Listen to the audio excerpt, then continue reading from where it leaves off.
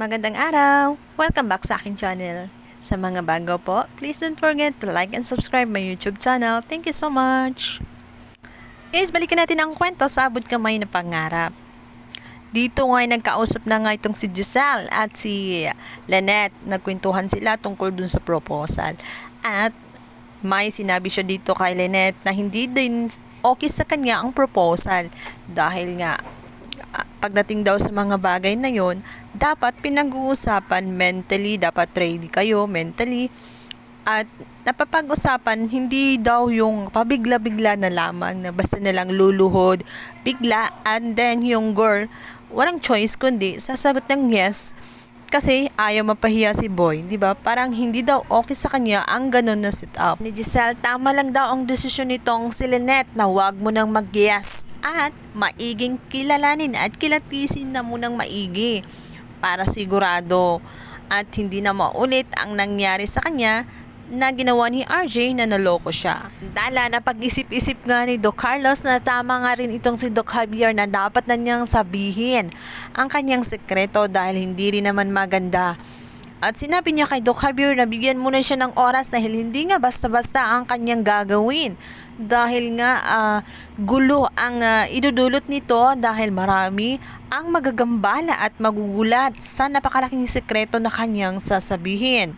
Gusto na nga sanang sabihin ito ni Doc Carlos kung madali lang sana at kung wala sana siyang masasaktan ng mga tao sa kanyang paligid. Lalong-lalo na nga itong kanyang anak na si Zoe na nagmamakaawa talaga sa kanya dahil ayaw nitong masira ang kanyang buhay.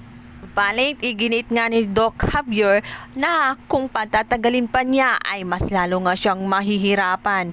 Kaya mamili daw siya kung siya ang magsasalita or si Doc Javier. Totoo kasi niyan ay nakakonsensya na nga itong si Doc Javier doon sa sekreto na matagal na nilang alam. At gusto niyang ilantad na nga ito ni Doc Carlos.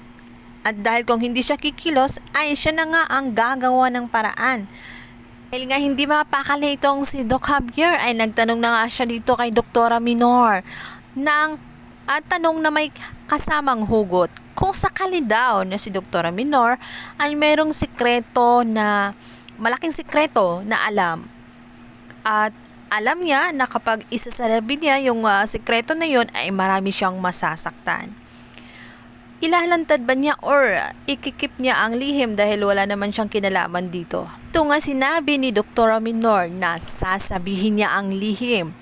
Dahil kahit wala siyang kinalaman, dahil alam mo ang sekreto, ay kasama ka na rin sa lihim na yon. Dahil sa kanyang mga narinig ay disidido na nga itong si Doc Javier na talagang wala na siyang choice, kundi sabihin ang kanyang mga nalalaman sa oras na hindi nga kumilos itong si Doc Carlos.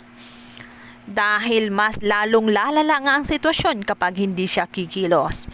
Samantala dahil nga nalaman ni Zoe na ibubunyag na nga ang totoo ng kanyang ama at aaminin na siya ang anak ni Doc Carlos, ay gagawin siya ng paraan upang mapigilan ito. Pupuntahan niya ngayon ito nga ang si Doc Javier. Ulat na gulat nga itong si Moira nang biglang umalis nga itong si Zoe sa kanilang bahay. Nung tinanong niya kung saan ito pupunta, ay sinabi lang nito na may kailangan lang daw siya na lutasin na problema. Wala siyang kamalay-malay na pupuntahan nga niya itong si Doc Javier na may alam sa kanyang sikreto.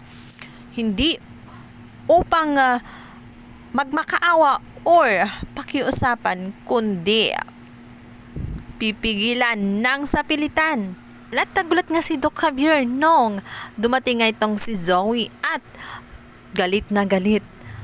At sinabi niyang hindi siya makakapayag na sisirain nga ni Doc Javier ang kanyang buhay. At hindi lang yun, may hawak-hawak siya na kutsilyo. Nais niyang maglaslas kapag ginawa daw ni Doc Javier yun, ay kikitlin niya ang kanyang buhay. Tagang desperada na nga itong si Zoe sa buhay na meron siya ngayon. Subalit kung tutusin, hindi naman talaga niya mararamdaman ang tunay na saya kung marami siyang naloloko ng mga tao at marami siyang naaapakan. Unang-una na nga dito si Annalyn at ang kanyang daddy. na hanggang ngayon ay patuloy pa rin na nagpapanggap siya bilang isang tunay na anak. At ang mahirap pa doon, ito nga si Annalyn ay nawawalan na nga ng karapatan. Tinatanggalan niya ng karapatan ng dahil sa kanyang pagkamakasarili. Uubra kaya ang kanyang ginagawa dito nga kay Doc Lyndon? Matatakot kaya niya si Doc Lyndon sa kanyang ginagawa? So yun guys, pakaabangan natin. Samantalang ito nga si Michael ay may pagkatsismosa nga. Talagang inusisa nga niya itong si Doc Carlos at sinabi niya ang nangyari sa kanya ay nangyari nga din dati sa kanya nung nag-propose siya. Tinanggap daw na ito ni Lynette. Subalit, hindi natuloy sa kasalan.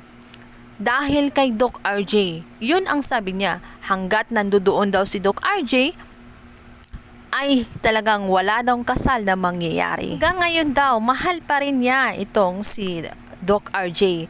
Narinig yun lahat ni Lynette, kaya naman nainis siya dito nga kay Michael dahil inis siya dito kay Michael kasi hindi nga naman maganda ang sinabi nitong si Michael dahil itunuring nga niya itong kaibigan at ama-amahan pa nga nito ni Annalyn. Subalit parang iba ang dating ng sinabi ni Michael dito nga kay Doc Carlos.